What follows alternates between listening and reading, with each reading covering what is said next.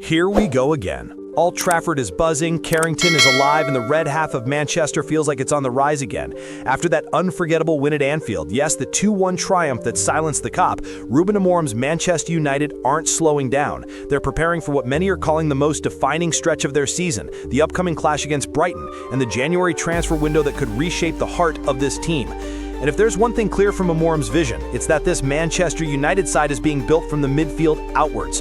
Reports from inside Carrington suggest Amorim has identified the midfield as the core engine that determines everything: tempo, control, and creativity. The Portuguese tactician wants more steel, balance, and youthful energy in the middle of the park. And United are already moving quietly but decisively behind the scenes. Amorim is said to be looking for the perfect blend between physical dominance and technical intelligence.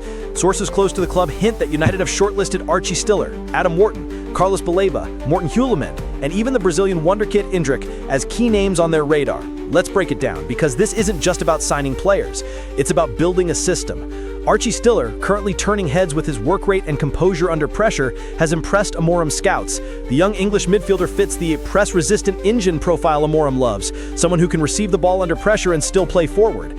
Adam Wharton, already making waves in the Premier League, is another on United's radar. His maturity and range of passing have drawn comparisons to Michael Carrick, a compliment not given lightly at Old Trafford.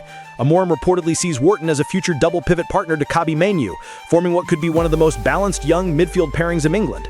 Then there's Carlos Baleba, strong, fast, and fearless. Scouts describe him as a modern box-to-box hybrid capable of breaking lines with both his dribbling and tackles.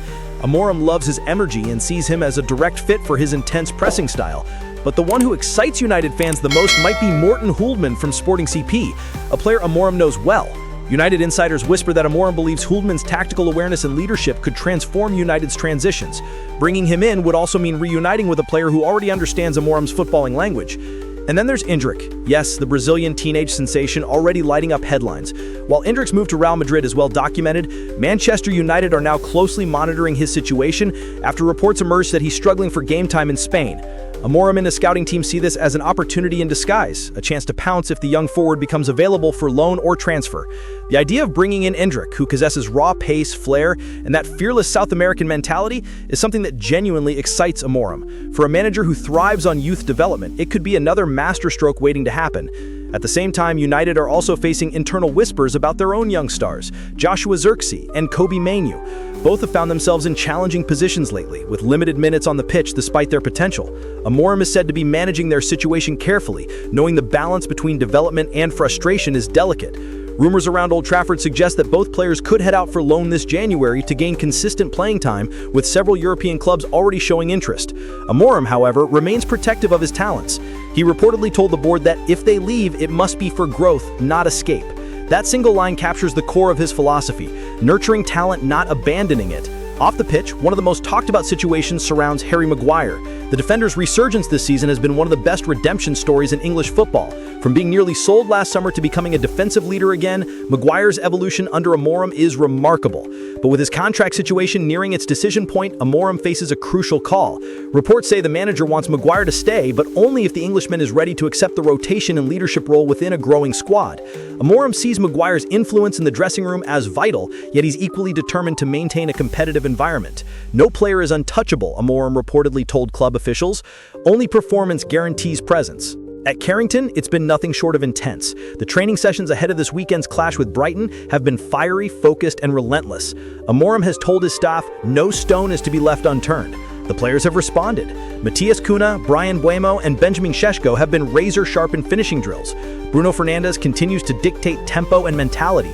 Even Senna Lamens, the new revelation in goal, has been commanding his box with growing confidence.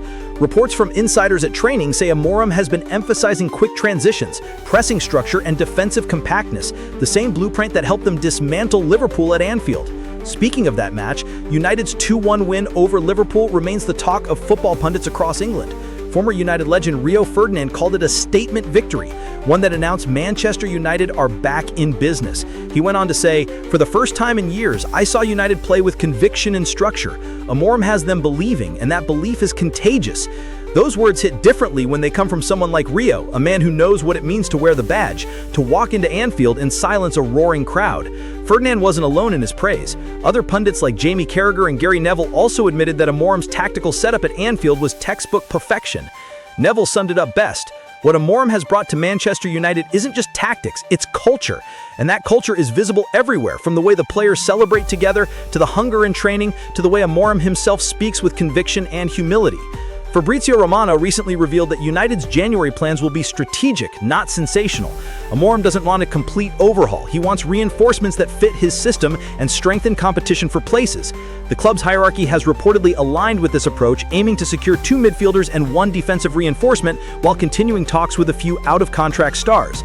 Mainu and Mount are considered part of the untouchable core, while the likes of Hannibal Mejbri may head out on loan for regular minutes. Amorim's message is clear. Every player must contribute to the vision, not just the squad list. Rúben Amorim's philosophy is built on evolution, not revolution.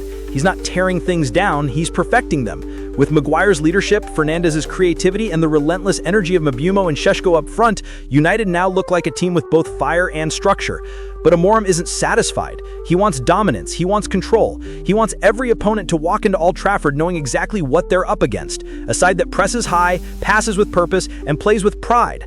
And as the January window approaches, one thing is crystal clear. Rúben Amorim isn't just building a team, he's crafting a statement. A statement that echoes from Carrington to Anfield, from the dressing room to the transfer room.